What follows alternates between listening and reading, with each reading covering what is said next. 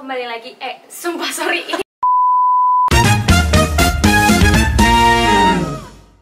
Hai semuanya, kita kembali lagi di Sokap, Sobat Perikanan Tangkap. Kali ini Sokapnya masih sama nih teman-teman daripada episode sebelumnya, dimana kita akan berkolaborasi dengan Career and Skill Framework by KPP Himafarin. Sebelumnya kenalin, aku Kania Diandra dari PSP 59 yang akan nemenin kamu buat ngupas dunia karir dan juga ngasih tahu ke teman-teman nih tips and trik memasuki dunia kerja. Nah, kali ini Sokap XCSF-nya cukup berbeda nih teman-teman. Karena di sini aku udah bareng sama narasumber aku yang keren banget buat kamu yang pengen tahu gimana sih kerja di Kementerian Kelautan dan Perikanan. Oke, tanpa berlama-lama lagi ya, kita sambut Kak Cut di sini. Halo Kak. Halo. Oke nih Kak, mungkin Kakak boleh kasih tahu dulu ya kira-kira ke sahabat-sahabat KPP kira-kira nama Kakak siapa, berasal dari institusi mana dan juga posisinya sebagai apa nih Kak? Ya. Oke, halo semua. Ya, nama saya Cut Pinta Kemala, biasa dipanggilnya dengan Cut atau Pinta juga boleh. Nah, saya sekarang ini sedang sekolah di Pasca IPB TPL 61 yang melanjutkan karena background sebelumnya adalah PSP di angkatan 45 mungkin udah terlalu jauh banget ya, baru masuk sekolah lagi. Terus saat ini juga saya sedang bekerja di Kementerian Kelautan di bagian Biro Perencanaan. Dengan jabatan terakhirnya itu adalah fungsional ahli pertama di bidang perencana gitu. Oke. Kira-kira nih Kakak dari kapan sih kerja di KKP itu Kak sebenarnya?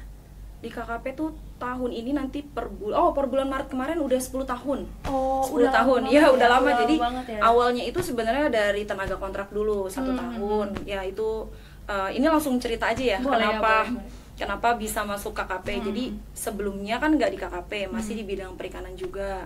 Nah, tapi setelah di tahun pertama itu kebetulan ada temen satu angkatan yang nawarin tuh jadi tenaga kontrak dulu nih. Nawarin kan karena dia mau sekolah. Terus mikir, masuk nggak ya jadi tenaga kontrak dulu kan. Ya mungkin zaman dulu 10 tahun yang lalu mikir penghasilannya cukup nggak ya kan kayak gitu. Tapi pas koordinasi sama orang tua dijalanin aja gitu kan, dan memang biasa ya orang tua itu pengennya tuh anak-anaknya itu kan masuk di dunia kerja sesuai linear dan PNS gitu kan PNS ya nih. Ya apalagi kebetulan rumah itu nggak terlalu jauh dari Gambir kan, karena kantornya ada di Gambir. Ya udah dicoba selama setahun itu ngerasa sih kayaknya kalau jadi tenaga kontrak terus kan jenjang karirnya itu kan nggak kelihatan ya. Ya udah mencobalah untuk tes PNS. Alhamdulillah tes PNS pertama di Jakarta itu langsung lulus gitu. Nah, aku mau nanya nih, kan kakak tadi sebagai perencana ahli pertama ya Kak di KKP. Betul. Kira-kira perencana ahli pertama itu gimana sih Kak? Mungkin boleh dijelasin ke aku dan mungkin teman-teman yang lain. Oke, sebenarnya perencana ahli pertama itu yang saya dapat baru banget jabatannya sebelum sekolah. Jadi itu benar-benar baru banget dilantik. Awal karir saya yang pertama itu adalah di Direktorat Jenderal Perikanan Tangkap, masih linear ya sama PSP, sama PSP. Nah memang sih sebenarnya jujur ya namanya anak PSP, passionnya tuh tetap perikanan tangkap gitu. Karena waktu awal kontrak saya di Direktorat Sumber Daya Ikan, lalu pas PNS-nya itu pengen men-challenge diri untuk memilih perizinan, karena kan orang-orang bilang perizinan begini dan begitu gitu kan, kenapa sih dengan perizinan. Akhirnya penasaran nih masuk perizinan untuk melihat bagaimana penataan sistem-sistemnya yang dulu masih manual gitu kan. Nah setelah masuk di perizinan itu masih di perikanan tangkap nih. Nah tiba-tiba pengen banget nih mencoba men-challenge yang lain nih. Nah semenjak itu di tahun 2014-an Bu Susi masuk. Bu Susi masuk sebagai menteri. Di situ kan ada yang staf khususnya namanya Vika Fauzia ya. Waktu saya tuh kayak ngefans lah, ibarat kata ngefans banget sama Mbak Vika ini, kayak wow dia keren banget ya, masih muda tapi kok kayaknya dia bukan bidang perikanan tapi dia tuh sangat pintar banget. Nah akhirnya pas ngelihat kayak gue bisa nggak ya kerja bareng Mbak Vika gitu ya. Nggak tahu itu dalam hati doang ya, bisa nggak ya, kayak gue keren banget nih kalau bisa kerja bareng Mbak Vika di belakangnya Ibu Susi waktu itu kan. Akhirnya ya udah entah kenapa saat itu ketemu dengan orang di situ yang baru banget kenal, nawarin kamu mau nggak kerja di unit kerja menteri saat itu kan. Terus bilang oh ya boleh juga nih, kayaknya menarik gitu kan. Ya udah akhirnya gimana caranya gitu. Oke, submit aja CV dan lain-lain itu dengan ceritanya dan kira-kira mau merubah apa, karena kan kita harus menjadi game of changer gitu ya. Nah akhirnya ya udahlah, katanya iya nanti kita harus jadi agent of change juga. Oke, kayaknya menarik banget kan, challenge banget. Ya udah akhirnya apply lah dengan waktu itu misi saya, karena waktu itu backgroundnya adalah di perizinan, mau mengubah sistem perizinan waktu itu. Jadi membuat tulisan tuh semuanya bisa nggak ya dengan digital. Zaman dulu itu nggak tahu ya namanya ada digital kan. Buatlah itu dengan tulisan, dipropos ke Mbak Vika. Mbak Vikanya setuju, alhamdulillah di situ menjadi bagian tim unit kerja menteri. Yang saat itu tim unit kerja menteri itu kan ada di bawahnya sekretariat jenderal. Nah itu di bawahnya lagi biro perencanaan. Ya sudah di situ tuh tahun 2000 sampai 2019. Sampai 2019 Bu Susi sudah tidak menjabat lagi. Akhirnya saya memutuskan untuk kembali bukan ke DJPT, tapi ya sudah saya mau belajar aja di biro perencanaan karena pengen tahu nih, karena kan kalau biro perencanaan itu adalah kita tuh mengkoordinasikan dari seluruh direktorat yang ada di KKP gitu kan. Jadi kayak di misalnya kita mau bikin perencanaan apa nih dari menteri, mau ada 5 kebijakan gitu yang kayak saat ini. Nah nanti setelah itu biro perencanaan lah yang menyusun bagaimana sih kebijakan ini bisa implementatif dan mengkoordinasikan ke bagian masing-masing eselon 1 gitu. Jadi kayak wah seru banget ya itulah. Akhirnya pelajaran kalian. Oke, kayaknya menarik banget ya cerita kakak di KKP ini. Tapi aku mau nanya sih kak, memangnya kenapa sih kakak memilih KKP sebagai perjalanan karir kakak nih? Karena kan tadi udah 10 tahun ya, juga 10 tahun. Akhirnya ya perjalanan panjang 10 tahun, betah juga dengan dengan sedih, suka, dengan segala namanya lingkup birokrasi yang awalnya nggak ada bayangan sama sekali untuk masuk sebagai pegawai negeri. Ya balik lagi tadi karena ya mungkin ini juga doa orang tua ya pengen banget anaknya masuk PNS. Dan awalnya tuh sebenarnya jujur tadinya saya tuh pengen mikir kalau yang namanya zaman sekarang gimana sih namanya anak muda pengen banget yang bisa beli ini dan itu sendiri gitu ya. Ya kalau misalnya kita sudah berkomitmen untuk menjadi seorang PNS ya memang kita harus menerima dengan semuanya gitu kan. Tapi balik lagi nih, pendirian kita idealism atau mengikuti alur yang ada. Kadang itu yang menjadi suatu keputusan yang sulit juga buat saya kayak gitu kan, untuk masuk ke dalam lingkup sebagai pegawai negeri. Nah salah satunya juga yang menjadi motivasi saya kenapa mau jadi PNS di KKP itu sekolah. Karena saya memang dari awal masuk KKP itu gimana caranya saya meneruskan pegawai negeri tapi saya harus sekolah ke jenjang yang lebih tinggi. Karena kenapa kalau kita cuman menjadi PNS dan hanya di level sarjana ya jadi cuman di lingkup lingkupnya masih ya segitu aja. Gimana sih pelajaran waktu zaman PSP, apalagi jujur nih waktu saya masih S1 masih banyak mainnya. Tapi begitu kita masuk ke jenjang yang lebih tinggi tuh kayak lebih ternyata setelah bekerja kita tahu ini gimana ya mau merubah ini gitu. Nah itu baru ditemukan di S2 jadi lebih kebuka gitu. Kenapa milih KKP ya karena itu memang dari awal bekerja dan lulus di PSP pengennya tuh linear sih, nggak mau keluar dari itu. Betul gitu, ya. Menarik sih nih kak. Tapi kak, menurut kakak gimana sih pengaruh KKP dalam mendukung rencana karir kakak mungkin untuk kedepannya juga? Buat kedepannya sebenarnya banyak banget. Karena masuk ke KKP itu awalnya itu benar-benar kayak ternyata yang di kuliah yang diajarkan seperti ini ternyata realitanya seperti ini gitu. Jadi kadang tuh di luar ekspektasi kita dan kadang kita tuh jadi punya suatu pemikiran harusnya tuh bisa begini dan begini untuk menjadi suatu yang lebih baik gitu. Ya jadi balik lagi ya ke kitanya lagi tadi ya dengan pendirian kita. Jadi semuanya tuh dapat terchallenge tapi kita jangan lupa harus mengupgrade diri gitu.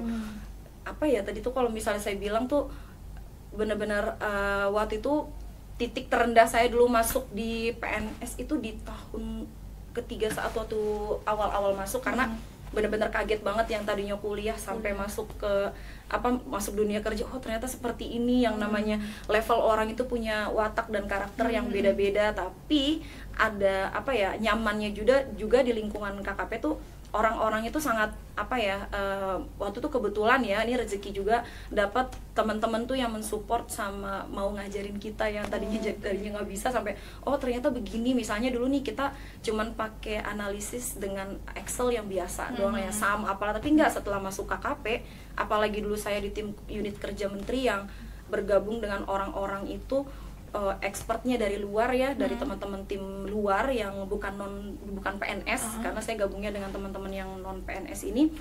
Itu tuh makin kebuka, ada tahu pivot, ada tahu analisa dengan Python atau apa. Itu jadi kayak suatu hal ilmu yang baru gitu. Nah, itu sih. Menarik sih, Kak. Tapi nih Kak, menurut Kakak ada nggak sih mata kuliah atau kegiatan dari Departemen PSP nih Kak yang ngebantu Kakak dalam bekerja di bidang KKP sekarang? Banyak, hampir semua. Oh, iya. Makanya jadi kalau misalnya mau dibilang tuh, ya sebenarnya S1 tuh dasarnya banget ya. Dan itu tuh semua ilmunya kepake. Yang pertama waktu di JPT, pertama di waktu saya di SDI ya, Sumber Daya Ikan. Itu yang kepake dulu mata kuliah yang paling saya ingat diajarin sama Pak Ahmad Solihin tentang IOTC, CCSBT, WCVFC. Dulu kan saya nggak tahu itu apa ya, dalam arti kayak saya pernah inget deh ini pelajarannya, kayak pernah diajarin. Jadi walaupun nggak paham gimana itu konsepnya karena dulu masih kuliah ya, kita kan taunya tuh by paper materi boro-boro dibaca pasti ya kan, nggak, udah kalau ujian ya udah at glance doang. Tapi pas di dunia kerja akhirnya kan googling kan, oh ini yang pernah dipelajarin dulu nih sama Pak Ahmad Solihin, ingat banget tuh sama beliau. Terus diajarin tentang kebijakan perikanan sama Pak Darmawan, waktu itu tuh kepake banget, jadi kayak wah berasa nih kepake banget. Nah waktu itu masuk ke perizinan nih, itu kan kita belajar tentang kapal, berapa GT, alat tangkap, semua jenis alat tangkap, dan di situ tuh berguna banget. Karena kenapa? Jadi ketika ada masuk pimpinan yang bukan backgroundnya dari perikanan, kita jadi kayak wow bisa menjelaskan gitu. Iya Pak, alat tangkap, misalnya alat tangkap bubu tuh pengoperasiannya seperti ini, atau waktu itu kan saya penelitian tentang payang. Karena waktu itu saat itu ternyata payang itu juga hampir sama-sama dilarang ya, dengan cantrang pengoperasiannya hampir sama, jadi kayak bisa menjelaskan, jadi kayak punya suatu keunggulan tersendiri dibanding teman-teman yang lain yang lulusannya bukan dari perikanan. Itu menarik sih Kak. Jadi emang sebenarnya possible banget ya untuk teman-teman yang teman-teman PSP nih sekarang yang lagi merintis, pengen kerja di KKP. Nah Kak, kira-kira ada nggak sih skill atau kompetisi yang dibutuhkan Kakak atau mungkin teman-teman nantinya untuk kerja di KKP, dan kira-kira ada nggak sih skill Kakak yang berkembang setelah bekerja di KKP? Skill yang pertama nih sebenarnya kalau untuk masuk ke dalam dunia kerja ya, yang diperlukan itu dari soft skill dulu deh, komunikasi. Kita harus bisa berkomunikasi dengan baik ya, apalagi kita masuk ke dalam suatu birokrasi, ada yang namanya level jenjang karir, dan banyak orang yang mungkin lebih tua dari kita dan bahkan ada yang lebih muda dari kita. Jadi itu dulu tuh komunikasi. Jadi supaya apa? Ketika kita dapat arahan, kita dapat menangkap arahan tersebut, kita bisa mentransfer arahan tersebut. Yang pertama. Kalau dari akademik itu udah pasti ya, harus setidaknya harus menguasai hal-hal yang dasar dari yang apa yang kita pelajari di kampus. Atau kalau misalnya lupa ya harus menjalin hubungan lah dengan dosen-dosen. Kayak saya sekarang kan, sampai sekarang juga dosen-dosen akhirnya masih ingat. Itu amazed banget sih, pas waktu pertama udah lama banget nggak sekolah, tiba-tiba masih diingat sama para dosen tuh kayak wah ibu masih ingat, bapak masih ingat saya. Itu kan kayak suatu apa ya, kebanggaan tersendiri ya.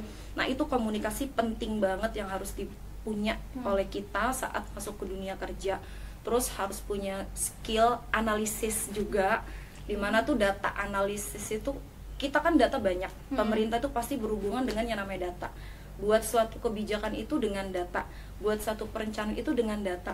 Nah jadi setidaknya apa ya, yang simple dulu aja cara mengolah data itu kita harus bisa.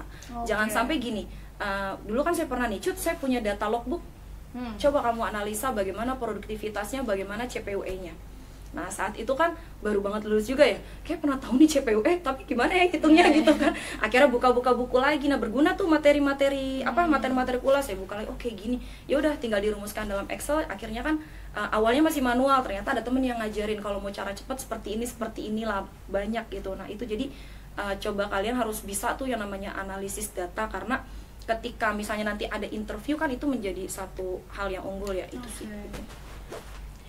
Sama next nih Kak, mungkin tadi kan Kakak udah ngasih tahu ya pengalaman Kakak bekerja di KKP, udah 10 tahun juga. Tapi aku mau nanya nih Kak, kira-kira ada nggak sih yang paling Kakak menurut Kakak tuh berkesan banget Kakak kerja di KKP tuh, ada nggak sih pengalamannya? Ada. Apa tuh, itu Kak? Selama ikut waktu era zaman Ibu Susi itu. Oh iya. Itu sangat amat berkesan sekali gitu. Jadi waktu zaman itu kan berarti nggak sampai 5 tahun penuh ya, nggak sampai periode, karena waktu itu baru bergabung sekitar tahun 2016, karena join baru dikukuhkan sebagai PNS 2015, ternyata harus pindah SK lagi di tahun 2016.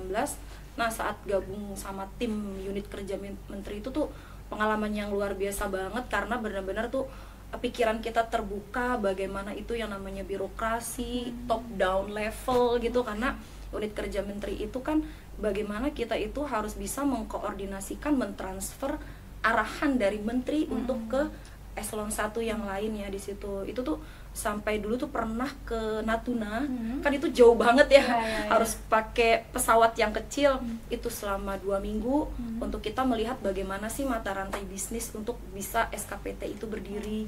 Terus kita ketemu sama nelayan di sana untuk tanya bantuan dari pemerintah itu seperti apa sih ya, seperti kayak monitoring dan evaluasi sih. Itu hal yang berharga banget sih buat kayak kita. Waktu dulu saya sih masih muda ya dulu ya, maksudnya masih sanggup dari Sabang sampai Merauke itu untuk keliling, karena zaman waktu saya ikut ibu kan, jadi kemana ibu pergi itu jadi kita kan harus ikut ya.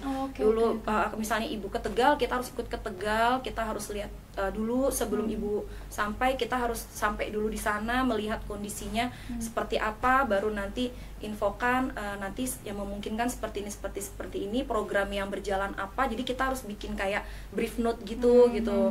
Nah itu pembuatan brief note itu juga satu skill tuh, gimana caranya dari semua informasi yang banyak itu kita harus bisa meringkas dengan 1 atau 2 halaman. Karena saat itu tuh ibu nggak suka baca laporan itu yang tebel-tebel. Jadi paling cuman 1 atau 2 lembar aja dan harus bolak-balik, karena kan itu apa ya, sampah ya. Jadi ibu harus mengurangi go green juga, benar-benar go green. Jadi mindsetnya tuh kayak semua laporan itu harus bolak-balik, tidak boleh biasanya kan 1 lembar A4, 1 lembar satu halaman ya betul. Jadi tuh kayak gimana caranya ya dengan laporan sebanyak itu tapi kita harus meringkas. Nah itulah akhirnya dulu yang muncul infografis. Nah disitulah akhirnya terchallenge lah kita untuk bikin laporan dengan sesingkat mungkin dengan infografis itu. Kak, tadi kan kata kakak tadi kerja di unit kerja menteri itu kira-kira berapa orang sih Kak dalam satu unit itu? Jadi kalau yang PNS-nya itu dari PNS ya, hiring dari PNS tuh sekitar 5 orang deh, kalau nggak salah 5 sampai 6 orang ya. Dan yang non PNS-nya yang lebih dominan sih, karena kita ada yang dari non PNS-nya juga rekrut selain dari PNS. Nah kebetulan yang non PNS ini ya dari tenaga profesional itu. Tapi berarti memang kebetulan kalau misalkan Bu Susi kemana memang harus diikutin juga ya Kak? Iya, jadi kita kan ada beberapa tim. Kebetulan karena aku dulu backgroundnya adalah di perikanan tangkap, jadi menghandle isu tentang perikanan tangkap. Nanti kalau tentang pengelolaan ruang laut, nanti ada temanku lagi yang itu. Jadi emang per sub tadi eselon 1 ya, per unit gitu. Paham. Menarik banget sih. Nih kan kakak juga sekarang aku dengar lagi kuliah di TPL nih Kak. Dan juga sempat bekerja juga di KKP. Kira-kira gimana sih Kak bagi kakak tuh bagi waktunya? Kalau saat ini kalau kuliah, karena kan kebetulan alhamdulillah saya mendapat tugas belajar ya. Jadi di KKP itu ada 2, ada tugas belajar dan ada izin belajar. Kalau izin belajar itu berarti kita untuk pembiayaan ditanggung oleh kita, tapi kita masih dikasih kesempatan untuk kuliah juga. Berarti masih dalam bekerja ya. Kalau tugas belajar itu kita dibebas tugaskan oleh pekerjaan. Jadi kita kerjanya hanya belajar aja gitu, menuntaskan selama 2 tahun. Nah kalau dari pembiayaan kita boleh cari dari luar KKP ataupun dari KKP-nya sendiri pun ada. Nah kebetulan saya ini alhamdulillah dapatnya dari internal KKP, ada namanya beasiswa dari Pusdik. Nah itu dapat selama 2 tahun. Kalau yang dari luar juga nggak apa-apa, dapat LPDP atau mungkin mau keluar negeri itu nggak apa-apa. Jadi kalau tugas belajar intinya pokoknya kita free dari yang namanya pekerjaan gitu. Jadi memang sekarang kakak tapi statusnya masih bekerja di KKP atau status bekerja tapi tugasnya adalah belajar gitu ya. Ini menarik banget sih. Iya. Jadi memang udah ada dari KKP-nya sendiri ya? Udah, jadi itu adalah program pengembangan sumber daya manusianya dia gitu. Tapi nanti ada nggak sih Kak kayak kira-kira harus mengabdi Kak setelah tugas belajar ini? Sebenarnya harusnya ya kalau dari mau LPDP atau dari beasiswa yang lain itu pengabdian ada seharusnya gitu untuk pengabdian. Tapi itu balik lagi ke kebijakan bagaimana pimpinannya masing-masing gitu. Cuman ya itu kesempatan kita untuk mendapatkan suatu tugas belajar itu soalnya nggak mudah. Kebetulan ini udah kali ketiga saya mencoba untuk boleh nggak ya saya belajar, karena kan semuanya ada kuota ya. Jadi ketika ada kesempatan diizinkan udah nggak pakai lama-lama tuh langsung ngurusin semua dokumen, daftar ke IPB, balik lagi ya sudah, kalau udah disetujui ya udah langsung belajar, benar-benar belajar aja gitu. Ini menarik banget sih. Aku soalnya baru tahu juga kalau ternyata di KKP tugas belajar. Rata-rata sih harusnya semua kementerian itu dia punya anggarannya masing-masing gitu. ini berlaku cuman buat S2 atau S3 juga? S3 Kak? juga. Oh, S3 juga? Iya. Okay. Karena kan kita kan punya yang namanya dulu tuh nama lamanya adalah BRSDM ya, yang pengembangan SDM. Jadi kalau jadi yang anggaran itu ada di situ namanya Pusdik, ya kan, Pusat Pendidikan di KKP. Nah, nanti mau sebenarnya S1 juga ada gitu kan, misalnya yang masih D3 ke S1, tapi biasanya tuh kuotanya memang tergantung dari kita semua berdasarkan perencanaan pengajuan apakah dibutuhkan atau tidak. Jadi sebelum proses mengajukan tugas belajar itu kita tuh harus mengajukan dulu ke unit kerja kita nih, yang kira-kira bisa nggak sih mengajukan tugas belajar, dan nanti dari pimpinannya oh ya kita membutuhkan kompetensi A. Nah, berarti kita harus mengikuti dong apa yang dibutuhkan oleh unit kerja itu. Nah, itulah. Jadi prosesnya memang nggak yang 1 tahun dibuka langsung daftar, enggak. Jadi biasanya dia termin 1 atau termin 2 itu untuk prepare-nya gitu.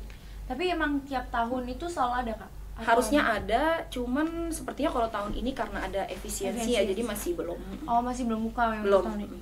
Oke, menarik banget sih. Jadi tadi aku mau nanya gimana sih Kakak cara ngimbanginnya, ternyata memang kebetulan ya, ada cara lain. Jadi cara ngimbanginnya ya sudah, jadi kita memang harus fokus belajar, lulus on time, kayak gitu aja. Tapi kalau misalkan Kakak nggak lulus on time nih Kak, itu ada apa sih, ada punishmentnya nggak? Kalau nggak lulus on time balik lagi, karena di peraturan menteri yang terbaru ini kita sebenarnya boleh untuk perpanjang, tapi alasannya itu harus logis, seperti apa, dan prosesnya panjang juga sih, persetujuan dosen pembimbing, nanti harus ada minta surat dari dekan 3 bulan sebelum tanggal kelulusan itu. Jadi kayak ya udah, berarti tuntutannya memang harus cepat lulus. Cepet aja ya kalau gitu. Biar balik kerja lagi gitu. Nah, kebetulan aku mau nanya tips and trick nih. Mungkin dari teman-teman yang di sini ada yang ingin bertanya nggak nih ke Kak Cut? Boleh? Oke, boleh. Langsung ditanyakan saja. Aku mau nanya Kak, jadi untuk di zaman sekarang kan, untuk persaingan PNS itu sangat ketat sekali. Terus yang aku dengar juga berita kemarin, setelah lulus PNS pengangkatannya juga lama gitu. Nah, kalau saran dari Kakak nih untuk adik-adiknya setelah lulus kuliah di PSP, kalaupun tidak masuk PNS, apakah masih possible untuk nantinya daftar dan juga diterima di KKP? Kalau misalkan masih berkemungkinan, kayak gimana sih Kak langkah-langkahnya supaya kita bisa nantinya kerja di KKP seperti Kakak kayak gitu? Oke. Nah, buat teman-teman tuh yang memang passionnya, gue harus kerja di KKP karena pengen banget berkontribusi terhadap kebijakan-kebijakan yang ada, ya harus konsisten sih. Maksudnya pertama cari literatur bagaimana sih cara tes PNS itu ya, karena kan masih pakai sistem CAT ya sekarang ya. Masih. Ya, waktu zaman saya sebetulnya juga udah CAT. Ya memang dulu sih modalnya tuh beli 1 buku. Oh iya. 1 buku, tetap ya ada usahanya. Ya bagaimanapun itu, yang namanya kita mau mencapai sesuatu kan harus usaha. Enggak yang asal daftar, asal tes, enggak. Waktu itu saya beli 1 buku untuk belajar PNS. Cuman memang untuk membangkitkan semangat belajar itu, tahu itu sulit ya. Jadi gimana ya, itu balik lagi konsistensi kita sih. Kalau emang dasarnya niat mau masuk KKP, kan udah tahu nih prosedurnya seperti apa ya. Ya itu harus ditekenin. Jadi dia coba deh nyicil dulu isi tadi yang materi-materi dari buku-buku latihan, atau coba tanya-tanya sama yang teman-teman atau dengan senior-senior yang ada di sana kalau sudah sampai tahap selanjutnya. Karena tahap pertama itu kayaknya penentu banget deh. Karena waktu saya itu yang benar-benar membantu itu adalah tahap pertama itu. Berarti tahap pertama itu yang psikotes ya. Psikotes. Iya, psikotes itu kalau nggak salah skornya itu paling persentasenya lebih tinggi dibanding yang lain kan. Nah, jadi coba pelajarin itu dulu, konsisten, banyakin latihan, karena kan itu banyak banget ya, ada yang matematik, ada yang logika, ada yang sosial. Nah, nanti kalau udah yakin, coba ikut tes. Kalau gagal di tahun ini, nggak usah kecil hati, coba lanjut lagi berikutnya. Tapi bukan berarti kalian tuh nggak ngapa-ngapain ya. Tetap misalnya ada part time di tempat yang lain, silahkan gitu. Yang penting kan intinya kita berkontribusi untuk dunia perikanan gitu aja sih. Bener. Nah, mungkin ini bakal jadi pertanyaan aku terakhir nih. Ya. Sebelumnya dari teman-teman ada yang mau nanya lagi? Ada lagi mau nanya ke Oh, ya. Boleh. Ini kan Kak Cut kan udah expert banget nih di KKP ini. Waduh, expert kan. Buat kami ya yang masih satu ini 10 tahun itu masih meniti karir loh. Kalau kita, iya. Tapi kalau ikatan dinasnya berapa tahun Kak? Ikatan dinas kan nggak ada. Oh, nggak ada ya? Kalau ikatan dinas itu pada saat CPNS ya. Oh. Ketika kita udah diangkat sumpah menjadi PNS, ya sudah kita harus mengikuti alurnya aja. Oh, oke. Pertanyaan gue nih Kak, tentang KKP sih kan kemarin kan habis buka pendaftar rekrutmen ya. KKP itu kan ada banyak formasinya kan. Terus dari setiap formasinya itu kan ada kualifikasi jurusan ya Kak. Betul. Nah, di situ aku lihat itu bervariatif banget. Misalnya ada suatu posisi lah, entah apa ahli pertama kayak gitu-gitu kan. Yeah. Kan dia ada S1 perikanan, terus S1 pemanfaatan sumber daya perikanan, S1 teknologi dan manajemen perikanan tangkap. Itu bedanya apa sih Kak? Dan kita sebagai lulusan PSP bisa nggak ya mendaftar di yang kualifikasinya sekedar S1 perikanan, tapi sebenarnya ada juga di posisi lain yang kualifikasinya S1 pemanfaatan sumber daya perikanan. Sedangkan kalau kita lihat, kita program studinya teknologi dan manajemen perikanan tangkap, terus departemennya pemanfaatan sumber daya perikanan. Jadi aku agak kurang mengerti tuh. Oh, itu berarti gimana ya? Nah, itulah setiap era itu kan beda-beda ya. Kalau zaman saya dulu ya udah S1 perikanan kayak gitu kan. Jadi seharusnya nggak apa-apa karena kan memang S1-nya itu perikanan kan. Jadi kalau yang S1-nya perikanan berarti itu dia general. Mana aja boleh masuk karena kan nanti akan ada tahap selanjutnya yang wawancara dan lain-lain, itu nggak masalah. Yang penting lolos aja dulu karena S1 perikanan itu kalau di KKP bisa di mana aja. Misalnya kayak saya berarti sekarang di biro perencanaan, berarti harus orang yang ahli dalam bidang manajemen kan, atau kan di bidang perencana kan ada ya S1-nya dalam manajemen, rata-rata kan lulusan STAN atau mana gitu yang sebagai perencana. Jadi kalau misalnya S1 perikanan ataupun pemanfaatan sumber daya perikanan nggak apa-apa, masuk aja itu. Yang penting harus tahu dulu nih mau unit kerja apa dari awal. Ya, yang tadi saya jelasin kalau dulu kan kebetulan teman itu di sumber daya perikanan. Dilihat sumber daya perikanan itu kerjanya ngapain sih? Jangan waktu saat nge-apply nggak tahu nanti mau ngapain dan nggak tahu ini apa sih dunia. Setidaknya yang tadi bilang kita harus lebih unggul dari yang lain. Kita harus tahu dulu misalnya di perikanan tangkap itu ada eselon 2-nya apa aja sih, terus turun lagi eselon 3-nya apa sih gitu. Nanti biasanya menangani apa gitu. Itu harus dipelajari dulu. Kalau memang udah yakin, wah kayaknya yang ini nih cocok nih. Kan sekarang udah langsung satu penjuruan ya. Karena kalau tuh zaman saya kan enggak. Jadi spesifik udah langsung waktu itu milihnya di Direktorat Perizinan, ya udah itu yang di checklist. Kalau sekarang seperti lebih fleksibel ya. Ada bisa ditempatkan di mana aja kan. Itu. Jadi coba dipelajari dulu aja. Berarti nggak bakal ngebuat kalah di sistem ya Kak? Soalnya kan biasa ada beberapa rekrutmen tuh gara-gara format nama jurusan udah berbeda, jadi kita nggak bisa nginput jurusan tersebut gitu loh. Nah, kalau jujur kalau spesifik seperti itu saya belum tahu banyak nih, karena kan itu ada lagi, kebetulan ada senior kita juga yang di bagian Biro SDM AO memang yang menghandle khusus rekrutmen PNS gitu. Nah, buktinya dia bisa kan menghandle Biro SDM AO gitu. Padahal dia jurusan S1-nya adalah PSP. Dulu dia senior kita di angkatan 43. Itu. Jadi kalau menurut saya ya daftar aja dulu, kalau memang nanti nilai CAT-nya besar. Kan yang tadi dibilang, jadi yang penentunya itu adalah saat skor kita tinggi, kan skornya itu kan dipublish ya. Kalau memang peringkatnya udah 1 udah nggak bisa diapain kan, nggak mungkin kan. Jadi waktu itu zaman saya dulu juga gitu, peringkatnya itu harus peringkat 1. Kalau nggak di peringkat 1 tuh nggak bisa masuk. Jadi waktu itu sempat 2 kali, dulu tes CPNS di Surabaya dan yang keduanya tuh tes PNS di Jakarta. Waktu di Surabaya itu udah lolos di 10 besar. Saat itu peraturannya 10 besar. Tapi tiba-tiba saat mau ada ke bidang ya, SKB ya namanya, kalau zaman dulu SKB, kalau sekarang nggak tahu tuh yang tes bidang, tiba-tiba peraturan berubah, cuma 3 besar doang yang diambil. Saat itu, wah gila, tiba-tiba udah belajar mati-matian gitu, udah masuk 10 besar, harusnya ikut tes SKB, tiba-tiba peraturan berubah dengan cepat. Makanya birokrasi itu kan dinamis ya. Ya mau nggak mau kan kita nggak mungkin dong mau protes, ini percuma, ngapain protes, itu cuman buang-buang tenaga doang. Jadi oke, ini kan jadi terchallenge-nya, rezekinya jalannya beda. Oh ternyata malah ditawarin masuk tenaga kontrak, akhirnya udah punya bekal untuk saat wawancara kan, itu kan tonggak juga pas wawancara. Ya udah ikut tes di Jakarta, malah keterima yang di Jakarta. Keterima di Jakarta, balik lagi waktu tes PNS itu saya juga dapat kendala tuh yang CAT. Apa kendalanya, pas lagi ngerjain soal komputernya mati. Aduh, mati. Wah gimana nih, komputernya mati gitu, udah deg-degan juga. Wah terus gimana, berarti waktu saya gimana, waktu saya berkurang atau bisa ditambah? Enggak, semua waktu sama, ketika nyala ya udah lanjut. Wah gila, Terus sempat ada juga sih yang memang saat itu masih terngiang nih sampai sekarang belum tentu juga lulus mbak gitu, astagfirullah. Wah, sampai ya Allah tuh akhirnya lihat aja ini pasti lulus, akhirnya gitu pasti lulus nih. Pokoknya kalau ibarat kata tuh ya ada istilah doa orang teraniaya itu pasti lulus gitu kan ya. Ya udah tuh coba lagi dengan bismillah, ya Allah semoga bisa. Ya akhirnya berada di peringkat 1 saat itu, alhamdulillah. Ya udah, jadi kan nggak bisa diapa-apain tuh, nggak bisa ibarat kata harus ada yang yang kedua naik ke 1 atau enggak. Jadi ya ini jalannya mungkin emang harus jadi PNS, jadi harus jadi PNS gitu ya. Itu. Oke. Ada lagi ya? Mungkin teman-teman ada lagi? Yang masih penasaran yang ada lagi nggak teman-teman? Aku mau nanya singkat aja. Tadi kakak sempat sebutin kakak tuh sekarang eselon berapa berarti sih kak? Nggak ada. Kalau saat ini masih, kalau kan sekarang jabatan fungsional ya.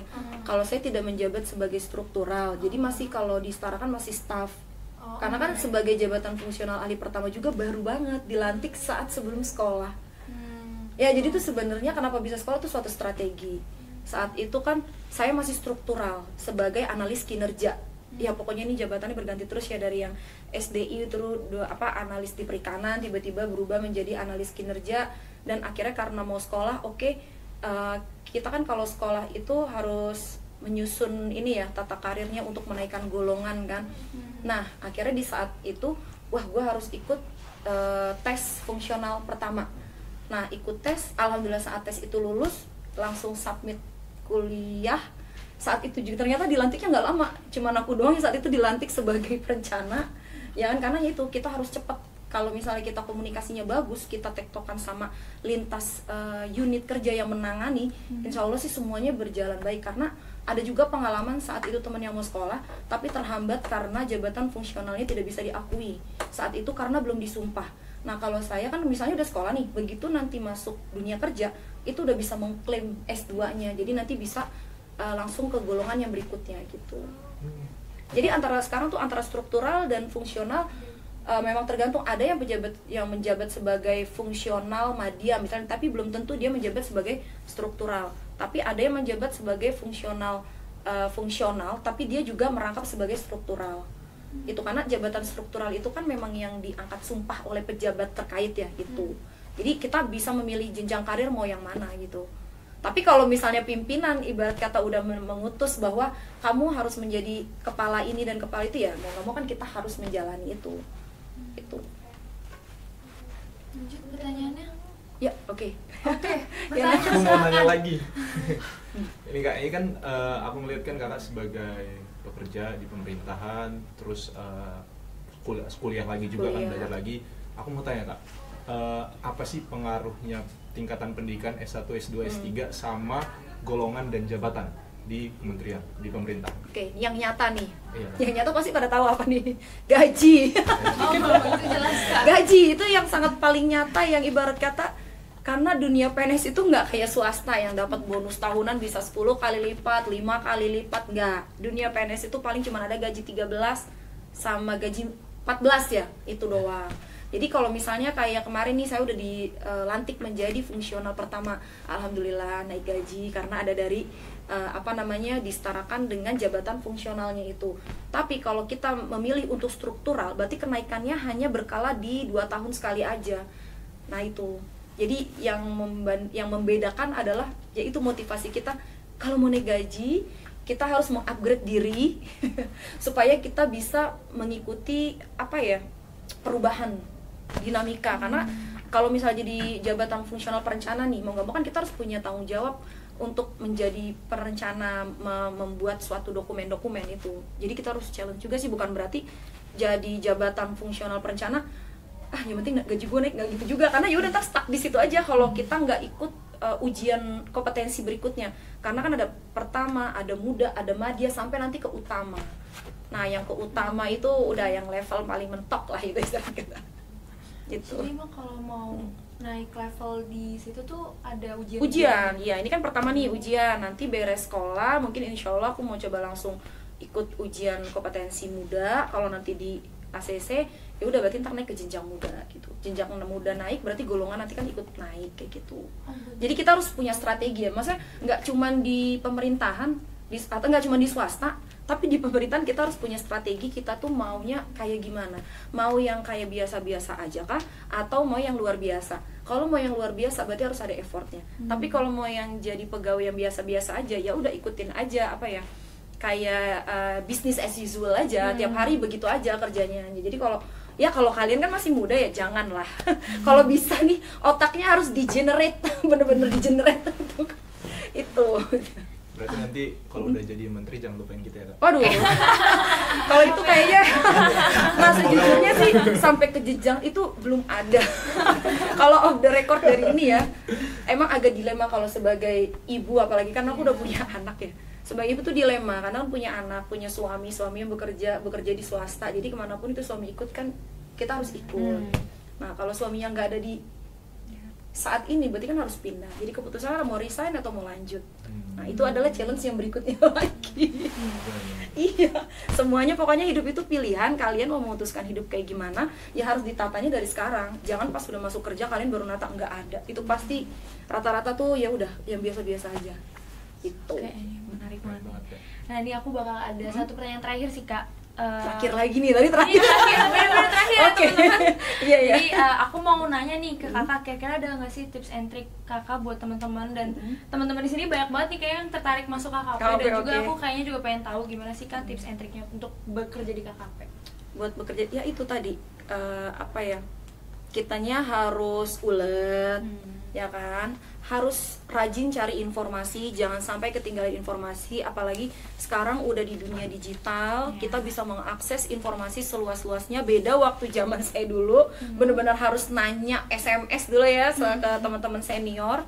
Nah jadi satu itu, jangan pernah putus untuk mencari informasi, jalin komunikasi dengan senior itu juga penting.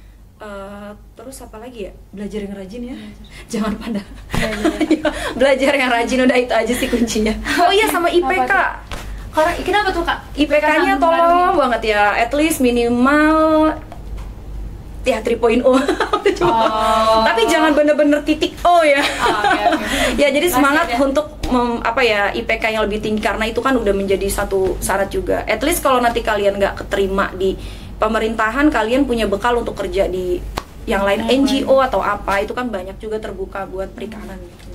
Oke, mungkin itu aja Kak pertanyaan terakhirnya. Jadi mungkin dari teman-teman boleh nih nyimpulin kira-kira gimana sih dunia KKP, karena tadi Kak Cut juga udah banyak banget sharing soal dunia KKP kan. Dan buat jadi catatan penting nih buat teman-teman yang pengen banget dan tertarik ke dunia KKP. Oke, aku tutup ya teman-teman. Aku Kania Diandra dari PSP 59. Aku ucapkan terima kasih kepada Kak Cut selaku narasumber kita kali ini, dan juga teman-teman yang udah nonton podcast kita kali ini. Sampai jumpa di episode selanjutnya. Bye-bye.